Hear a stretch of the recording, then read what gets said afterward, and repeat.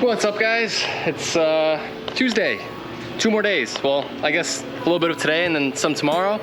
And then Thursday morning, we are heading up to Gingerman Midwest Festival. Car is in a pretty good state. Doesn't look like it right now because I'm actually working on last year's hood. This hood crashed into a 3,000 pound 350Z last year at Road America. Place to be, contact and crash at turn 6. And Eric Cattill's nose. And it basically folded in half. You can't even tell. I'll flip the other side over and I'll show you guys the repairs I had to make. But the outer skin of this carbon fiber hood, completely undamaged. The inner skeleton, yeah, that did crack quite a bit and I had to use some panel bond to kind of put it back together. But I'm just amazed that the hood kind of survived that accident. But yeah, right now I'm just working on the front right now. I basically took off the wrap off the nose because there was actually a lot of damage in these areas. Like the carbon cracked quite a bit. I had to fix the backside. That's already kind of done. And so now I basically just sanding it, laid a little bit of fiberglass on top, sanded that down.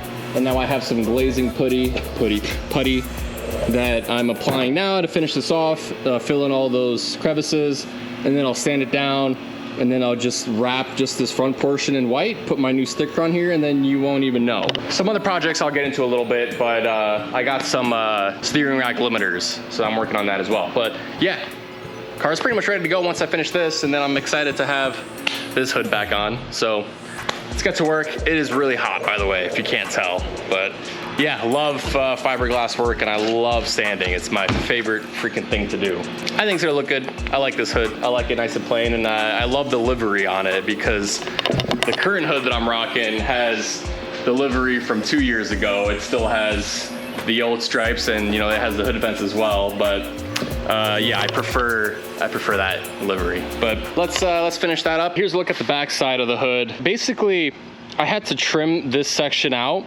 to actually clear the shock towers, basically right here. So as you would expect, the hood basically folded along those creases. So big crack here, this whole piece was separated, and I basically just glued it all back together with panel bond. I don't know if I have any more left. I think I threw it out. But yeah, basically every piece where the skeleton connects to the hood, I glued it with panel bond, and it's so strong. Like, I thought I would have to fiberglass this back together. Panel bond, done. And then a lot of damage was up here. So this whole skin was about 1 inch off of the outer skin. So I basically just clamped it all down, poured a bunch of panel bond in there, and then I did a little bit of fiberglass resin. I basically just kind of folded it over. And then, yeah, it's solid. It's one hood. And I already had the center of the skeleton cut out just to clear the engine, because all I really wanted was the outside, and it was good enough. But let's flip it over and I'll show you guys what it looks like complete. There you go, complete. Unfortunately, I ran out of the VTEC stickers. The VTEC is actually accurate to the 4-door Supertouring sedans in JTCC. 1レース終了後、ピットに戻ったマシンはそのまま車両保管に入り、オフィシャルからの合図があるまでは誰も触ることができない。そしてカウントダウン終了とともに10分間だけの作業開始。したがってフェンダーの歪みを直すのが精一杯で、アライメントなどの調整まで手が届かないといった状況だった。While the Civic logo was the Group A EG Civics in the previous years, I think it was JTC, but ran out of the VTEC logos, but the Civic will do. And it's nice because it kind of covers up the seam, because I basically just laid a white strip down.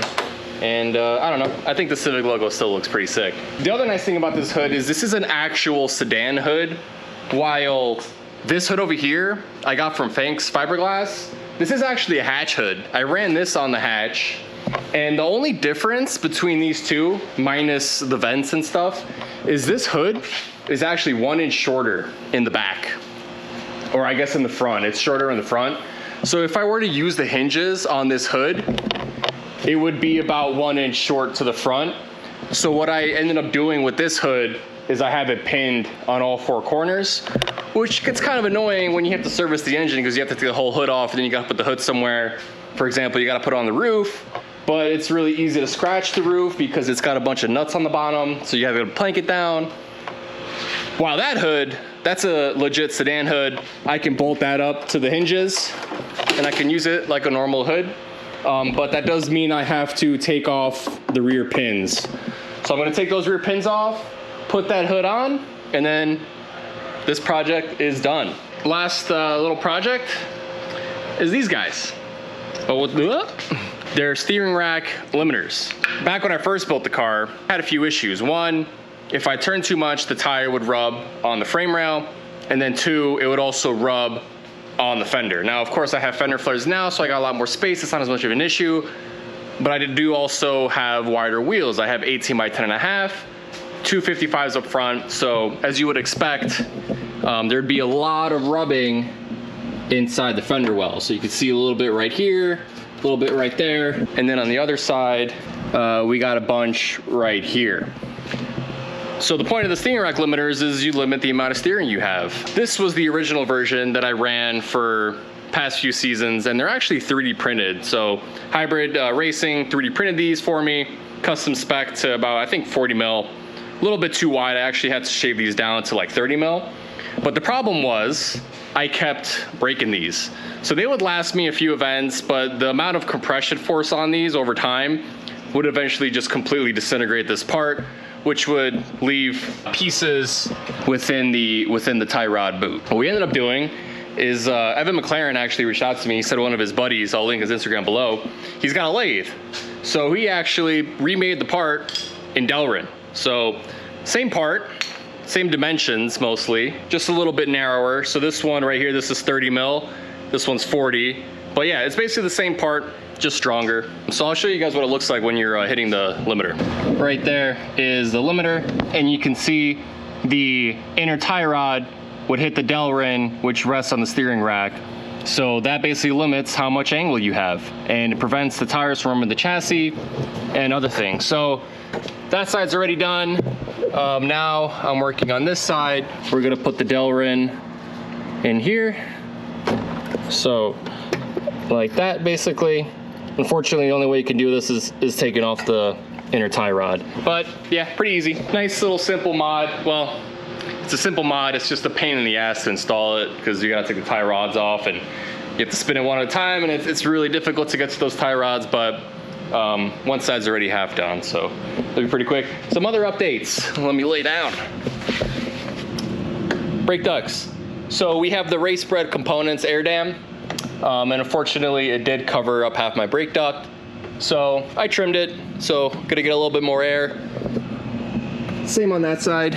I think Gingerman is kind of a heavy braking track. Yeah, there's a lot of brake zones. Turn 1, turn 3, 5, 7, 10, and 11. Basically every major corner on that track is a heavy brake zone, and there's really not a lot of time to kind of cool the brakes down, which a few years ago I actually burned the brakes out on my EG hatch because I didn't have any brake ducts.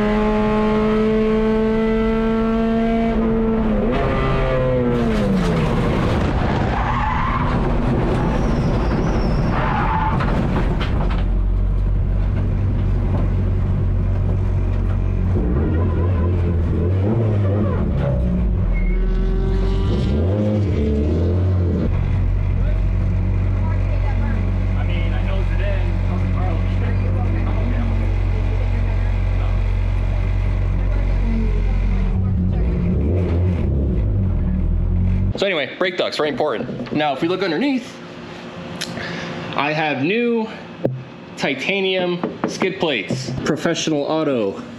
So these are the teardrops. We got 4 new ones, and then we have the pucks in the back for the splitter rods. And we just did new skid plates because the splitter was starting to wear pretty badly. So we're gonna be shooting a ton of sparks at Gingerman. And here's what they looked like when I took them off.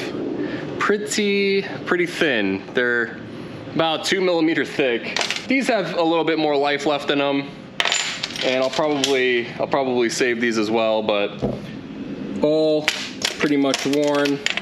And I got a replacement set of latches from them, so these will go in the spare bin. That's pretty much it for Gingerman. We did the pin jacks, so that looks nice and clean. Got a special alignment for Gingerman. Fixed the hood. I'll show you guys what that looks like once I put the hood prop down. Steering rack limiters, all the splitter stuff. I think that's about it. So not a lot of changes for Gingerman. Means the car's working good and doesn't really require a lot of work. And we're back to the white wheels. Good evening from Gingerman Raceway. We're here for my third round of the season, Midwest Festival. And I am crammed in with a bunch of very fast Corvettes. Corvette, Civic, Corvette. There's a few more, but it looks like they're in tech or something. But anyway, yeah, here at Gingerman, it's a good track. Should be a pretty fun one. I think it's good for my car. It should be a light car formula friendly track, which is why we're keeping it at 198 horsepower. Not a lot of changes to the car, honestly, since the last event. A few minor other things here and there that we probably covered in the videos leading up to the event. Anyway, yeah, car's done, car's ready to go. We just, we went through tech.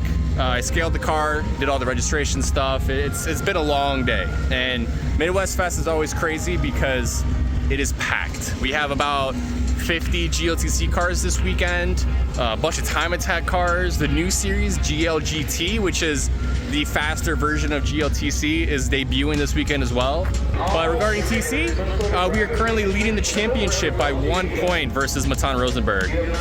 But like that's all gonna kind of change late in the season because only the top 14 races of the year count, plus the last 4 races. And at the moment, I have 3 wins, which is an extra 3% rewards weight. And Matan Rosenberg, who's in second, he's got 4 wins, so he's at plus 4% rewards weight.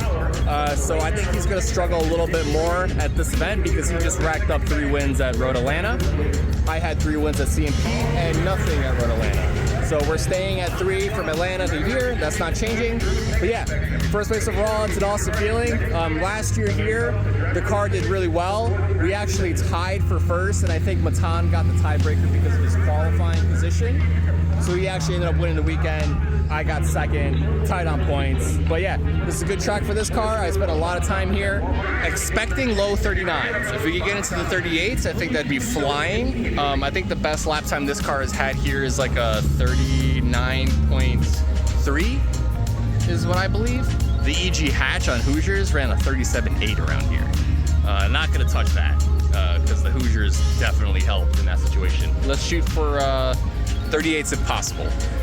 Today we have practice. Today's basically a test day. We have 2 sessions, test session 1 and then test session 2 around 6. And then tomorrow morning we'll have another practice and then we'll get right into it. We'll have qualifying, race 1, there's a qualifying shootout, total of 4 races. It's gonna go from Thursday all the way to Sunday. So it's gonna be a long weekend. It's currently very sunny, it's very hot. Car looks good, I'm happy with it. Hopefully the ABS works. Having a little bit of issues with ABS.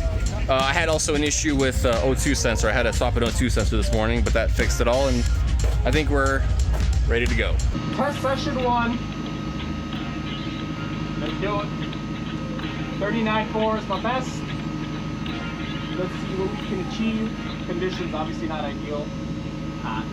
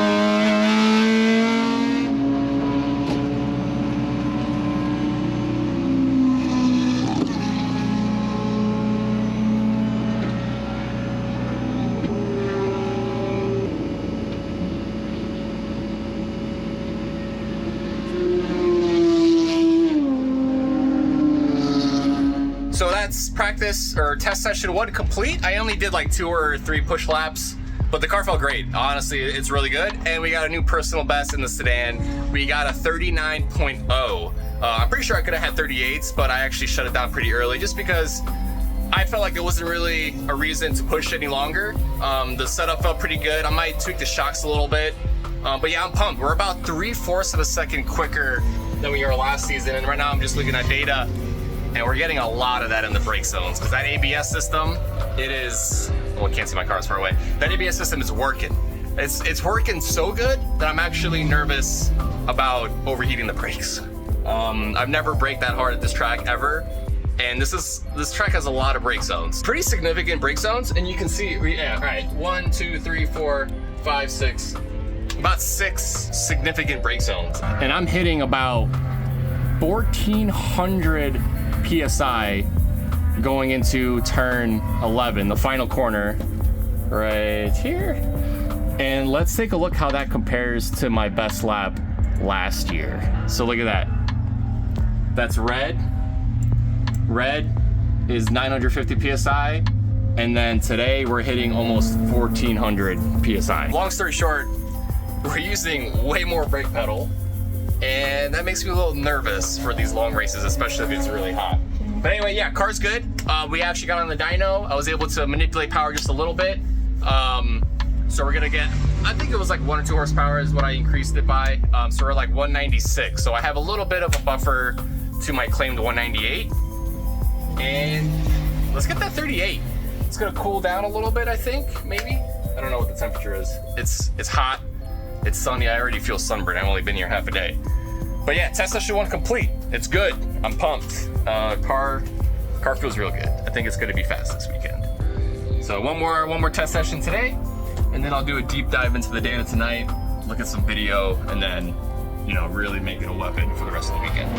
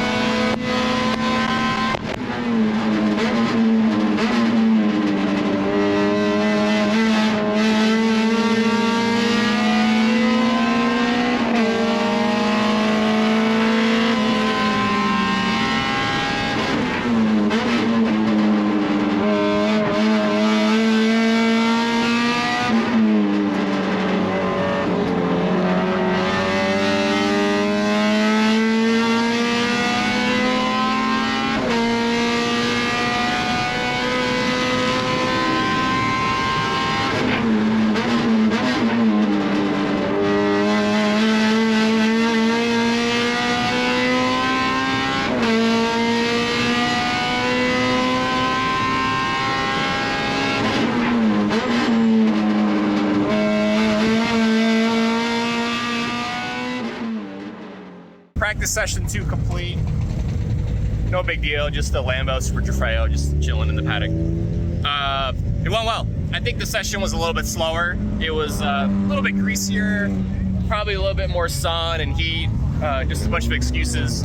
Definitely pretty tight in turn 2. I guess going into the 789 complex, it was kind of hard to get it to turn right into, I think it's 8. But everywhere else, it felt pretty good. No issues to report. Car feels good. I might do a spring change. I might go up in rear spring rate. Overall, I think the car's gonna be really good. So yeah, 39.1 is what I ran. And guess what Matan Rosenberg ran? 39.1. So it's a dead heat. Speaking of Matan Rosenberg underneath his fancy Falcon 10. Anyway. But no, we're dead even. So that's gonna be awesome. It's gonna be fun racing. And then a few other guys were in the low 39. So it seems like everybody this year went significantly faster. But anyway, that's the end of day 1 here at Gingerman. About to get some food, hang out, and just chill.